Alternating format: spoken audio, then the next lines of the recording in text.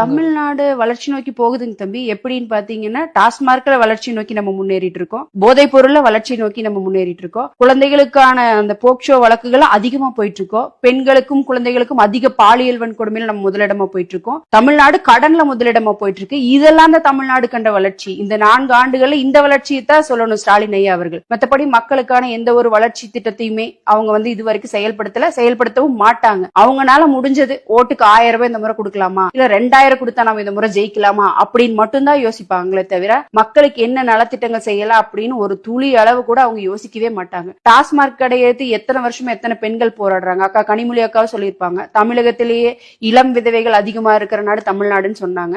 நாங்க வந்தா முதல் கையெழுத்து டாஸ்மார்க் மூடிடுவோம் அப்படின்னு சொன்னாங்க. இது வரைக்கும் 4 ஆண்டுகள் ஆயிடுச்சு. ஏதாவது ஒரு கடை மூடி இருக்காங்களா? அது மூடாமையே தனிய பிரைவேட் பார் நிறைய லைசன்ஸ் கொடுத்திருக்காங்க. இப்ப பாத்தீங்கன்னா எச்சாதான் ஆயிட்டே போகுதோ ஒழிய அது குறையற பாடே கிடையாது. எனக்கு ஒண்ணுமே புரியல.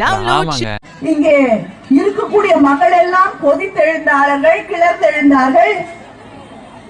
பெண்கள் போராடினார்கள், மாணவர்கள் போராடினார்கள், மாணவிகள் போராடினாங்க. அவங்களெல்லாம் சிறையில் அடைத்தார்கள்.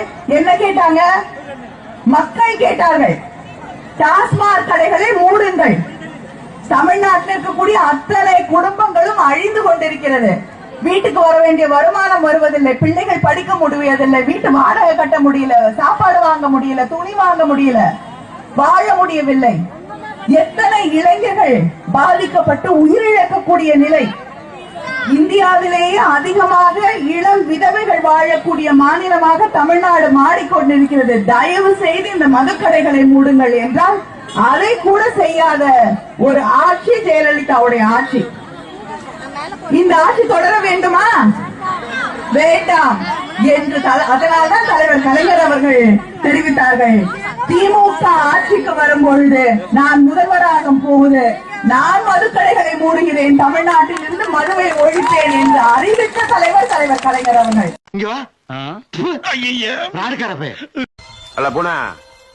பாட்டா போடுறா உருளைக்கிழங்கு செல்ல குட்டி எங்க போச்சு? கத்திரிக்காய் கூடையில தூங்க போச்சு. கத்திரிக்காய் எட்டி முறைக்கு அழுதுருச்சு. அம்மா வந்து கொஞ்சினதோ சிரிச்சிடுச்சு. நான் ஒரு முளை கயிறு தருகிறேன், அதை வாங்கி கொண்டு போய் ஒத்த புளிய மரத்தில் தூக்கில் தொங்குங்கள். இந்த வருஷம் இவ்வளவு பெட்ரோல் விற்கணும் தீர்மானம் போட்டா அது அரபு நாடு. இந்த வருஷம் இவ்வளவு தங்கம் விற்கணும் தீர்மானம் போட்டா அது சுவிஸ் நாடு. இந்த வருஷம் இவ்வளவு வாகனங்கள் விற்கணும் தீர்மானம் போட்டா அது ஜப்பான் நாடு. ஆனா இந்த வருஷம் இவ்வளவு சரக்கு விற்கணும் தீர்மானம் போட்டா அதுதான் நம் தமிழ்நாடு.